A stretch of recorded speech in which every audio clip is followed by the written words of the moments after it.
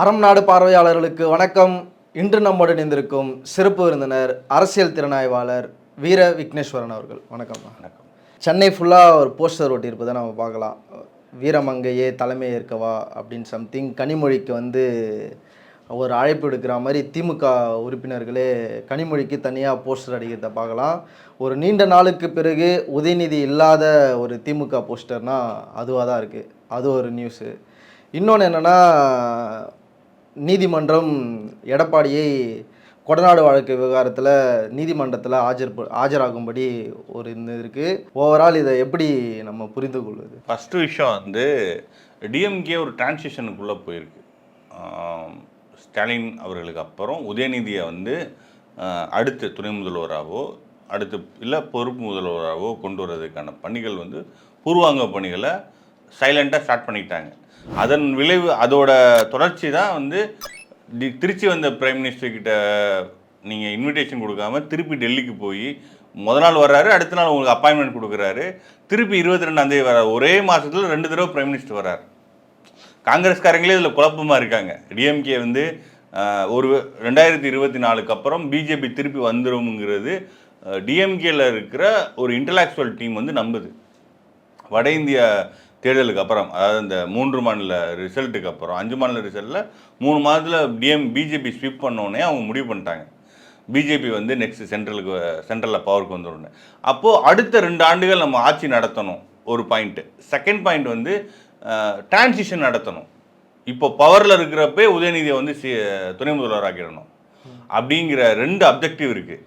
ஏன்னா 2006-11 தான் ஸ்டாலின் அவர்களை துணை முதல்வர் ஆக்கினார் கலைஞர் அவர்கள். அந்த மாதிரி உதயநிதி ஆக்கணும். இந்த 2 விஷயத்தும் நடக்கணும்னா மோடி அவர்களை பகைச்சிக்கிட்டிங்கன்னா கெஜ்ரிவாலுக்கு நடக்கிறது, மம்தா பானர்ஜிக்கு நடக்கிறது நீங்கள் நம்மளாம் பார்க்குறோம். அதனால் மோடி அவர்களோட ஆசை இல்லாமல் இது நடத்த முடியாது. அதற்காக டிஎம்கே ஒரு பிஜேபி கிட்ட ஒரு டீலுக்கு தான் போவாங்க. ஏன்னா இது பெரிய விஷயம். ஃபேமிலி, அது டிஎம்கேங்கிறது ஒரு ஃபேமிலி என்டர்பிரைசஸ் தான். கருணாநிதி அவர்கள், ஸ்டாலின் அவர்கள், உதயநிதி அவர்கள், அடுத்து இன்பநிதி அவர்கள் போகுது. அந்த என்டர்பிரைசஸில் அடுத்த தலைமைக்கு சிஇஓவாக உதயநிதி வரப்போகிறார். அதற்கான பூர்வாங்க பணி. அதுக்காண்டி மோடி அவர்கள் டைரெக்டாக எங்களை எதுவும் கிராக் டவுன் பண்ணிடாதீங்க, எங்கள் மினிஸ்டர்ஸோடு நிறுத்துக்குங்க, எங்ககிட்ட வராதிங்க அப்படின்னு சொல்கிறாங்க. லாங் டேர்மில் டிஎம்கேக்குள்ளே இது பிளவு ஏற்படும். இப்போ உதயநிதி துணை முதல்வர் ஆக போகிறார் அப்படின்ற செய்தி கிட்டத்தட்ட அவர் எம்எல்ஏவாக ஜெயிச்சதுலேருந்தே இந்த செய்தி இருந்துட்டு தான் இருக்குது. இப்போ அந்த செய்தி மேலும், அதாவது லைம்லைட் வருவதற்கு என்ன ரீசனாக இருக்கும்னு நினைக்கிறீங்க? என்ன காரணம்னா, பவரில் இருக்கிறப்ப டிரான்சிஷன் பண்ணாதான். நீங்கள் எதிர்கட்சியாக இருக்கிறப்போ ஒருத்தரை கொண்டு வர முடியல. ஏன் அந்த பயம் வருதுன்ற வெறுமனே பாஜகவை பார்த்து பயப்படுறதா? ஏன்னா சென்ட்ரலில் பவர்ஃபுல்லாக பிஜேபி இருக்குது. எல்லாம் இப்போ அரவிந்த் கெஜ்ரிவாலை சிஎம்மாக இருக்கிறப்பே முற்றுகையிடுறாங்க. மம்தா பானர்ஜி இடி அடித்து பெரிய விஷயம் நடந்துகிட்ருக்கு. அப்படி இருக்கிறப்போ நாளைக்கு டிஎம்கே அமைச்சர்கள் 2 பேர் மேலே, ஒருத்தர் மேலே உள்ளே இருக்கார், ஒருத்தர் உள்ளே காத்திருக்காரு, இன்னும் ஒரு 11 பேர் மேலே வாசிக்கிறாங்க, இவங்களாம் உள்ளே போவாங்கன்னு. அப்படி இருக்கிற சூழலில் நாளைக்கு டிஎம்கேக்கு ஒரு நெருக்கடி வந்தால் ஸ்டாலினுக்கு அப்புறம் யார் அப்படிங்கிற டிரான்சிஷன் ப்ராப்ளம். இப்போது லாலுவுக்கு ஒரு பிரச்சனை வந்துச்சு, தேஜஸ்வி வந்தார். அந்த மாதிரி தன்னோட பையனை அரியாசனத்தில் உட்கார வச்சிடணும், நாளைக்கு ஒரு கிரீசியஸே வந்தாலும் அதை எதிர்கொள்கிறதுக்கு ஏற்ற மாதிரி அப்படின்னு பார்க்குறாங்க. சனாதனத்தை எய்ட்ஸ்ன்னு சொல்லிட்டு பிஜேபிகிட்ட காம்ப்ரமைஸ் போனீங்கன்னா அவங்க உங்களை கிராக் டவுன் தான் பண்ணுவாங்க. ஏன்னா நிதிஷ்குமார் என்னாச்சு, கூட்டம் வச்சே கழுத்தெடுத்தாங்க. அது நம்ம சிவசேனா அவங்களோட எல்லா விஷயத்துக்கும் கூட இருந்தவங்களே 2 கட்சி ஆக்கிட்டாங்க, என்சிபியே 2 கட்சி ஆக்கிட்டாங்க. அது மாதிரி டிஎம்கேவும் எதிர்காலத்தில் 2024க்கு அப்புறம் டிஎம்கேவும் 2 கட்சி ஆகும். 2 கட்சி ஆகுனா 2வது தலைமை யார் அப்படின்னு ஆப்வியஸாக அந்த ஃபேமிலி, அந்த கட்சி 2ஆவது உடைஞ்சாலும் 4ஆவது உடைஞ்சாலும் அந்த ஃபேமிலியில் இருக்கவங்க தான் தலைவராக வருவாங்க. ஆப்வியஸாக அது கனிமொழி அவர்கள் தான். என்ன சொல்லப்போனால் டிஎம்கே கொள்கையில் உதயநிதியை விட கனிமொழி அவர்கள் ஸ்ட்ரிக்டாக இருப்பாங்க, திராவிட கொள்கையில் உறுதியாக இருப்பாங்க. அதனால் ஒரு நேச்சுரல் தலைமை. பட்டு ஸ்டாலின் அவர்கள் வாரிசுனால உதயநிதிக்கு தான் பவர் டிரான்ஸ்ஃபர் ஆகும். பட் அது எதிர்காலத்தில் அந்த அந்த அந்த உதயநிதி எலிவேட் பண்ணுறதே டிஎம்கே வந்து பிளவு ஏற்படுத்தும். இப்போ இந்த சைடு வரும். இப்போ அதிமுகவில் என்ன நடந்துட்டு இருக்கு? எடப்பாடிக்கு ஒரு நெருக்கடி வருது. எடப்பாடி பொறுத்தளவில் ஓபிஎஸ்ஸை வெளியே அனுப்புனது ஒரு ஸ்ட்ராட்டஜிக்கல் பிளண்டர். ஏன் பார்த்தீங்கன்னா 2016 அவர் பவருக்கு வந்ததுலேருந்து பாருங்கள், அவர் எல்லாத்துலேயுமே சக்ஸஸ் தான் பண்ணிட்டு இருந்தார். சசிகலா வெளியே அனுப்புனார், ஆட்சியை சிஎம் ஆனார், அடுத்து எல்லா எட்டரையில் வழக்கில் ஃபுல்லாக ஜெயிச்சுட்டு வந்தார், எல்லாமே பண்ணிட்டு இருந்தார். அவர் எங்கே சறுக்குனார்னா, மோடி சென்ட்ரல் கவர்மெண்ட்டை வந்து அண்டர் எஸ்டிமேட் பண்ணிவிட்டு ஓபிஎஸ்ஸை வெளியே அனுப்பிட்டு கூட்டணி இல்லைன்னு சொன்னார்ல, இப்போது அதனோட விளைவு வந்து, ஏன்னா ஒருவேளை பிஜேபி சென்ட்ரலில் பவரில் வரலன்னு வச்சுக்கோங்க, எடப்பாடி வந்து எமர்ஜ் ஆயிடுவார். இப்போ ராஜீவ்காந்தி தான் ஜெயலலிதா கொண்டு வந்தாங்க. ராஜீவ்காந்தி மரணம் அடைஞ்சதுனால ஜெயலலிதா வந்து கண்ட்ரோல் பண்ண ஆளே இல்லை. ராஜீவ்காந்தி அவர்கள் தான் 2 கட்சியாக இருந்த ஒன்று ஆக்கி சிம்பிள் கொடுத்து எல்லாமே பேக் பண்ணாங்க. அப்போ இருந்த election commissioner TN Seshan, Rajiv Gandhi எல்லாரும் பேக் பண்ணாங்க. அந்த மாதிரி மோடி அவர்கள் சென்ட்ரலில் பவரில் இருக்கிறது தான் எடப்பாடிக்கு பிரச்சனை. இப்போ என்னன்னா, இவர் போட்ட டீஃப்ளமேஷன் கேஸ் தான் ஹைகோர்ட்டில் வந்திருக்கு. 30-31 ஆஜராக சொல்லிட்டாங்க. இது தொடர்ந்து பிப்ரவரி மாதம் ஃபுல்லாக அவருக்கு பல குடைச்சல் வரும். எம்பி எலெக்ஷனுக்கு அப்புறம் ஏடிஎம்கேவோட பொலிட்டிக்கல் கிராஃப் இனிமேலுக்கு டவுன் சைடாக தான் போகும். அதற்கான பூர்வாங்க பணிகள் நடந்துகிட்டு இருக்கு. இப்போ அதிமுகவும் உடையன்றீங்களா? இப்போ அதிமுக உடையுங்கிறத தாண்டி உள்ளிருந்தே அழியும். டிஎம்கே ஸ்பிளிட் ஆகும், ஏடிஎம்கே உள்ளிருந்தே. எப்படி வந்து காமராஜர் அவர்களும் இந்திரா காந்தி அவர்களும் சண்டை போட்டுட்டு காங்கிரஸ் கட்சி எப்படி உள்ளிருந்தே கம்மியாயிட்டே போச்சு. 20% இருந்து 40% 34 ஆச்சு, 34 17% ஆச்சு 1977. அதுக்கப்புறம் இன்னைக்கு 4% வந்து நிற்கிற மாதிரி ஏடிஎம்கே வந்து உள்ளிருந்தே உருவுனா யாரு? ஏன் உள்ளிருந்தே உருவுன்னு சொல்றேன்னா, ஒரு பக்கம் தென் மாவட்டம் திருச்சிக்கு கீழே அமைப்பே இல்லாமல் போயிடும். நீங்கள் நெக்ஸ்ட் எம்பி எலெக்ஷனுக்கு அப்புறம் பாருங்கள், அப்படியே முக்குளத்தூர் வந்து பிஜேபி கூட்டணிக்கு ஷிஃப்ட் ஆயிடுவாங்க. இப்போவே டிடிவி தினகரன், ஓபிஎஸ் அவர்கள், சசிகலா அவர்கள்லாம் பிஜேபியை பேக் பண்ணிட்டாங்கன்னா, அது லாங் டேர்மில் வந்து அது முக்குளத்தூர் கன்சல்டேஷன் தான் கொண்டு போய் வெளியிடும். நீங்கள் அந்த பக்கம் போயிட்டாங்கன்னா வட மாவட்டத்தில் நான் 1 இயராக போயிடும் பார்ட்டி. நான் 1 இயர் ஃபுல்லாக ஏடிஎம்கேக்கு ஆப்போசிட்டாக போயிடுவாங்க. அப்போ நீங்கள் வட மாவட்டங்களில் 1 இயர் கட்சி, கொங்கு மண்டலத்தில் கவுண்டர் கட்சின்னு வச்சுட்டிங்கன்னா, கவுண்டர் கட்சியாக மட்டும் இருந்தால் கூட பரவாயில்ல, கவுண்டர் ஓட்டுக்கு போட்டியாக அண்ணாமலை வேறு வர்றார். அப்போது உங்களோட எக்ஸிஸ்டென்ஷியல் கிரைசிஸை 1 இயர் ஓட்டுக்கு போட்டியாக பிஎம்கே வருது. அப்போது ஏடிஎம்கேவை உள்ளிருந்தே பிஜேபி வந்து அழிச்சிருவாங்க. டிஎம்கேவை கிராக் டவுன் பண்ணி அழிப்பாங்க. கட்சியை 2ஆவோ 3ஆவோ உடைச்சு அழிப்பாங்க. அதிமுக கூட்டணியிலிருந்து வெளியேறிய பாஜக புது கூட்டணி அமைக்கிறதா? அந்த கூட்டணியில் யார் இருக்காங்க? வர எம்பி எலெக்ஷனுக்கு பொறுத்தளவில் இப்போ, அதாவது டிஎம்கே ஏடிஎம்கே ஃபோர்ஸில் இல்லாத முக்கியமான ஃபோர்ஸ்ன்னு பார்த்தா PMK, DMDK, OPS, TTV Dhinakaran, இவங்க 4 பேரும். இது போக ஜான் பாண்டியன், தேவநாதன் யாதவ், பாரிமுத்து, பச்சைமுத்து, பாரிவேந்தர் அவர், இந்த 3 கேஷ் அவுட்ஃபிட்ஸும் இந்த பார்ட்டிஸும் பிஜேபி கூட்டணியில் வராங்க. இந்த பார்ட்டி இந்த கூட்டணி வந்து ஒரு 15-20% 20% ஓட்டு எடுத்துட்டா தமிழ்நாடு பாலிடிக்ஸில் பிஜேபி பெரிய ரோல் பண்ணுவாங்க.